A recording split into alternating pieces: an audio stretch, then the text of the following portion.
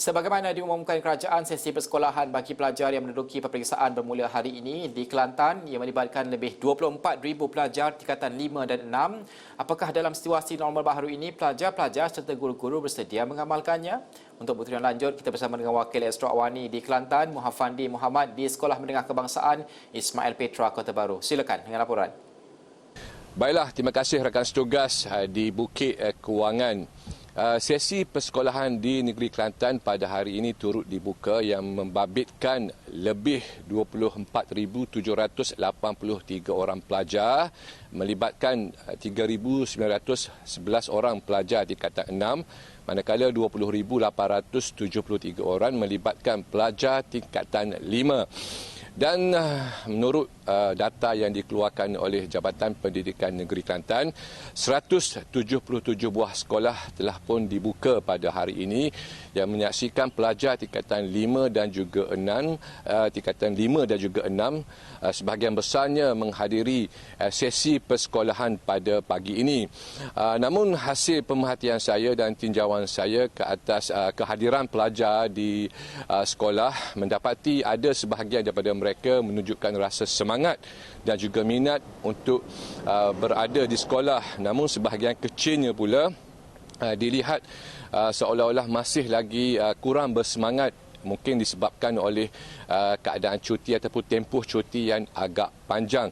Begitupun pihak pengurusan sekolah termasuk guru dan kaki tangannya juga membuat sedikit majlis keraian bagi menyambut kehadiran para pelajar ke sekolah ini dengan terus mengekalkan SOP yang telah pun ditetapkan. Dan pagi ini juga Timbalan Ketua Polis Kelantan SAC Abdullah Muhammad Piah turut berkesempatan melawat dan membuat pemeriksaan di sekolah-sekolah yang terpilih.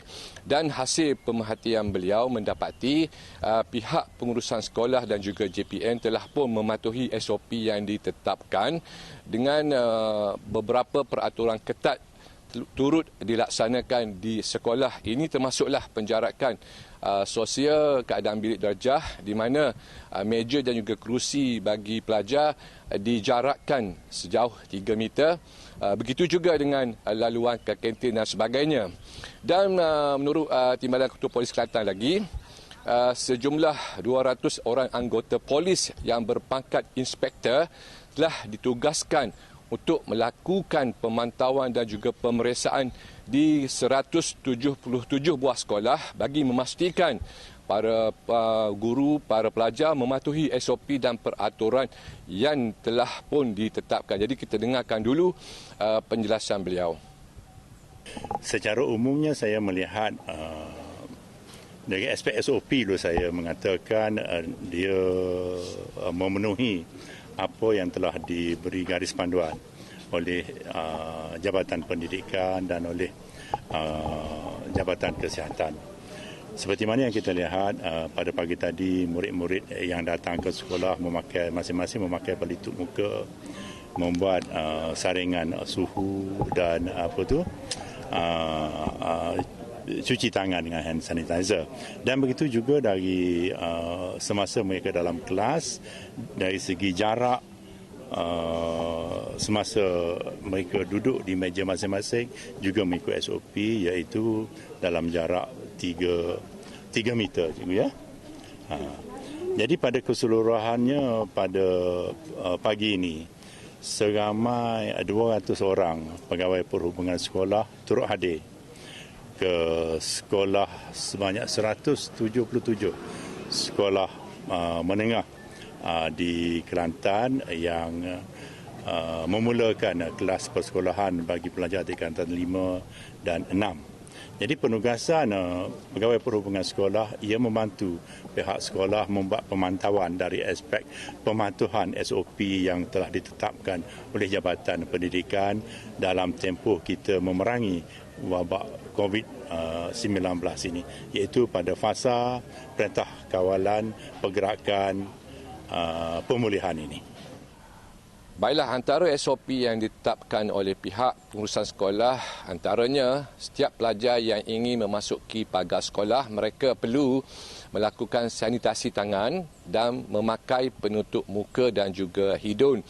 Dan mereka juga diingatkan supaya menggunakan laluan yang telah pun disediakan oleh pihak sekolah dan para pelajar juga.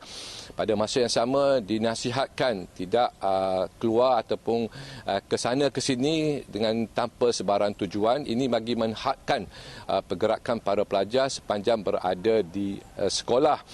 Berhubung dengan makanan di kantin, pihak sekolah juga telah membuat ketetapan di mana agihan makanan akan dilakukan kepada pelajar di dalam bilik darjah. Ini bermakna makanan yang telah siap dimasak dan dibungkus itu akan terus dihantar kepada para pelajar di dalam bilik darjah tanpa perlu pelajar pergi ke kantin untuk makan dan sebagainya. Dan pada masa yang sama juga pelajar sekolah juga tidak digalakkan untuk berkeliaran sepanjang berada di sekolah dengan melakukan aktiviti kurikulum ataupun sebagainya.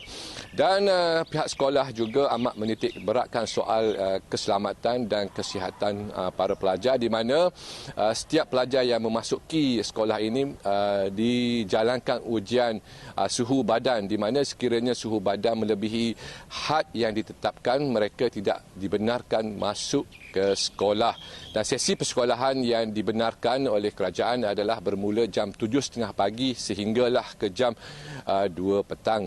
Saya kira itu saja yang dapat saya kongsikan pada ketika ini. Kembali bersama dengan rakan setugas di Bukit Kewangan. Silakan.